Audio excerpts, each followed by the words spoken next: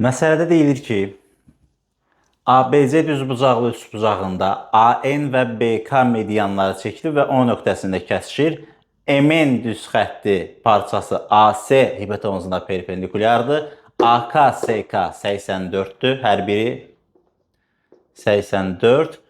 Bu M10'u soruşur. Baxın, bu balaca bir hissə var. Bax, bura. Oranı soruşur. Necə həll eləyək? Biz bilirik ki, düzbucaqlı üçbucağın düzbucaq təpəsindən çəkilən hündürlük, daha doğrusu düzbucaq təpəsindən çəkilən median yarıya bölür, özü də onun yarısına bərabər olur. Yəni özü də 84. AN də median olduğu üçün medianların kəsişmə nöqtəsində təpədən başlayaraq 2-1 nisbətində bölünür.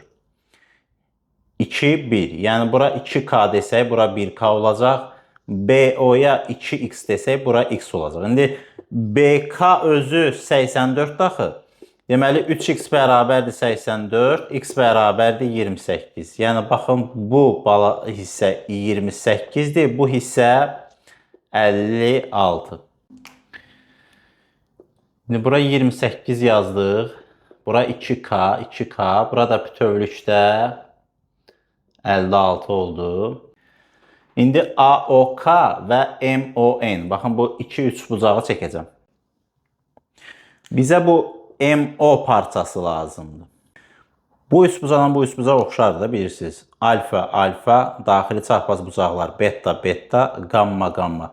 Böyük üçbucağın tərəfinin kiçik üçbucağın tərəfindən nisbəti 2K-nın K-ya, yəni 2-nin 1-ədirsə, demək ki, 28-in də X-a nisbəti 2-nin 1-ə olmalıdır.